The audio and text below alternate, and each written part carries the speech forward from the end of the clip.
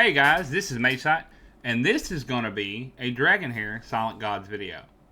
So, if you've been watching me for a little bit, you know I normally focus on Raid, but I'm really enjoying this game, Dragon Hair, and I thought I would go ahead and talk about it just a little bit. Now, I don't have a promotional or anything for it. I'm a new content creator, so I don't get any of that yet, but I just thought I'd talk about it because Raid can be feast or famine, as you guys know, and you can have too much to do and not enough time, or then you can be stuck with nothing to do, right? And a lot of times what I'll notice is while I'm at work or things are going on during the week, I'm just running stuff, it's fine. But during the weekend, I want to play the game, and I can't because there's an event. I gotta do this and gotta do that, which is fine. But then I pull it up and I'm running clan boss, for 20 minutes. Running a set of multi battles for a dragon tournament or a fire knight tournament like I'm doing today. So when I get to that point, you can do whatever else. But I've noticed a fun secondary game to play when you're doing that is Dragon Hair. So a lot of the big raid content creators have been talking about this game, and I want to shout out to Saf because it is because of him from HH Gaming Network that I went ahead and gave this a try. He started it on stream, showed it played, and I enjoyed it. I like the look of it. So I jumped in and tried it out. And now I'm in it, guys. I love this game. I can't put as much money into it or time as I do Raid. Actually, I'm mostly playing it free to play. I bought the $1 epic chest. So that's about it. So we're going to talk about it a little bit. And I'm going to put it here on the Raid channel. And you guys let me know in the comments. Because I'm thinking about starting to do some Dragon Hair content too. Because I got a lot of buddies in my raid clan that are interested in it, that play it, that are interested in it, and want to know more about it. So, you guys let me know, because if you guys want to see some Dragon Hair content, I'll start another channel and I'll do Dragon Hair content. I won't be able to do nothing but maybe one video a week like I do with Raid, but that's fine. And I'll get some information out to you guys. Now, if you are interested in this game and you want to see a good content creator, Saf does some streams over it. Odd One Gaming and Ivy League Gaming are the top two people I watch for this game. There are others, and if you watch them, you'll find them. Odd One does raid content as well, but he's been really pushing on his Dragon Hair channel, and it's got a lot of good stuff on it.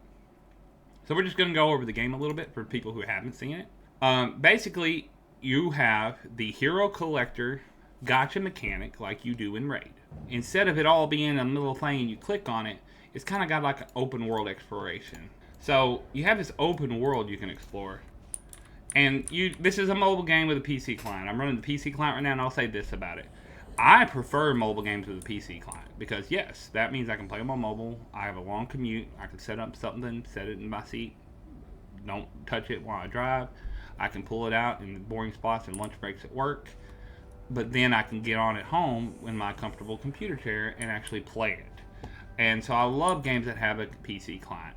My understanding is available through Epic Games and Steam right now, and it's free to play. And it's cross-platform. All you have to do is link it up, and you can play it on both. I pull it up on my phone, pull it up on my PC. No problem. So you have this thing where you have an open world to run around, and this part seems dead. This is a very starting area. I didn't want to spoil anything for anybody that hasn't played it yet. But, as you can see, you can talk to people here. You can't talk to him, but you can talk to people. There's teleporters for fast travel. And there are chests, and this game has D&D mechanics. Like, you can talk to people and talk, and get some lore. There's a lot of lore. The story is 10 times, it's not the best story you've ever seen, but it's 10 times better than what you'll see in a lot of mobile games. So there's that. It's pretty good. You also have the point of it has a D&D dice roll mechanic. So sometimes you'll talk to somebody, and then you'll need to roll a dice against them. Sometimes you'll walk in the world and it'll do passive wisdom checks. So if you ever played D&D, or you played any of the older Baldur's Gate games, or even the new one, or played any isometric RPGs with a lot of D&D mechanics, a lot of stuff's in the background. This game likes to put it in the foreground. It'll literally show a dice, show you rolling it. It'll literally, a dice will pop above your head, and it'll be a passive wisdom check, or a passive or whatever check, to see if you see something. And so that's really cool. I play D&D some. I'm not the biggest fan of D&D as far as the gameplay, just I haven't played it a lot. But it's a cool thing that I like, and I really did enjoy some of the old isometric RPGs, and it gives you that feel. You're over the top, kind of. Now, the combat's a little different, though. And that's, I think, the biggest thing about this game is You've got the similar mechanics to Raid. Gotcha, Hero Collector. You got the open world kind of isometric RPG feel of that, which is cool if you're into it. But then when you get into combat, the combat isn't straight turn-based. And normally I prefer turn-based combat. But the combat in this game is like a grid system with, it works similar to Raid where people use auto attacks and use abilities, except you don't choose their abilities. So let me go to the second area of the game just to hit a dungeon, just to kind of show you guys what the combat looks like real quick. Alright, so we're going to go to a dungeon you unlock very, very early called Goblin's Lair. And this is basically where you go to level up your champs, to get AXP potions to level them up. So we'll go ahead and do this just so I can show you guys. Now, this is your team setup menu, right? So here's what you have. You have basically an aura skill from Raid, but it's, you pick it, right? You have available.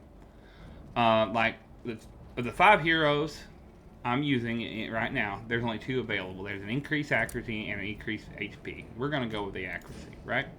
You have a food system here, where you can use food in regular campaign storyline to heal, but in dungeons you won't need that, because you automatically heal to full when you're doing dungeons. And the food will give you something like, all ally heroes gain fire damage for 3% for 600 seconds, right? Well, we're going to go ahead and use that. And it's a buff. The food can be the difference between beating something and not beating it in this game. It's very important. And then there's a cooking system at camp and all that too. But just to show you how the combat works. Generally, you're going to have 5 heroes. You're going to have 1 tank, 3 DPS, and your adventurer is one of your DPS. We'll go over the adventurer a bit in a minute. And then you will have a support healer. I'm almost done with the story scenario. I'm not in game, but I'm getting close to getting into that area of in game. I'm like late mid game already. So for Goblin, it's all about DPS. So I'm running 5 DPS. Now, if you're interested in a much better setup and learning about this game, check out one of the other content creators. They'll give you a start to finish guide. I'm just kind of showing key points to see if you guys are interested in seeing me do content about it. So the way this works here,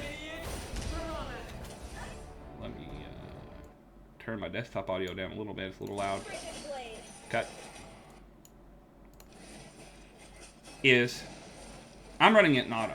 But basically the way this game works is all your characters are gonna auto attack like this, right? And then they have a battle skill that they'll use on a cooldown automatically. But then they have an ultimate that you can choose when it happens. Now you can just hit it on auto. And there's also an AI system where you can tell, hey Sigrid, wait 18 seconds. Or wait, until 19 seconds before you use your ultimate. Or 20 seconds. That's something I'll get into deeper later if you are interested, but that's when you're really specifically trying to build a team for something, right? So that's kind of how the combat works. We will redeploy just to go over it a little bit. They're going to automatically use their basic attack. They're going to hit they'll automatically use a basic attack. They'll have a passive skill. They'll have what they call a battle skill, which on a cooldown they'll use automatically. You have no control over that, but it's pretty good usually. Then they'll have an ultimate. And that's the ability that's kind of the most important, that you can either use when you like on manual or set to auto. And then we will go here. Here's your team setups. And team setups is how you edit skill timing, where you can say default, whatever, or you can say, well, I need you to wait 11 seconds or 15 seconds or whatever. To kind of line up skills, because there's a lot of synergy and stuff to this game. That's the first thing I want to say. In Raid, early game, mid game, early mid game, you're using the same team for everything, right? In this game, you can't do that. You get to that point that you get into the in-game Raid where you're really building around mechanics and really building teams for mechanics. You get that a lot earlier in this game, which is good and bad. It's good for people that are used to these games and want that boss mechanic, having to strategize to fix things and build new champs and worry about abilities and how to do them for the bosses early. Some people don't like to do it that early because it immediately runs them off. So, pros and cons, right?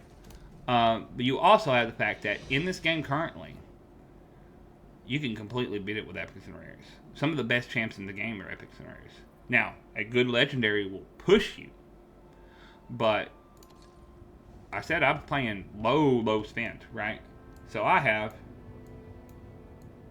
3 legendaries. This one you get from the storyline.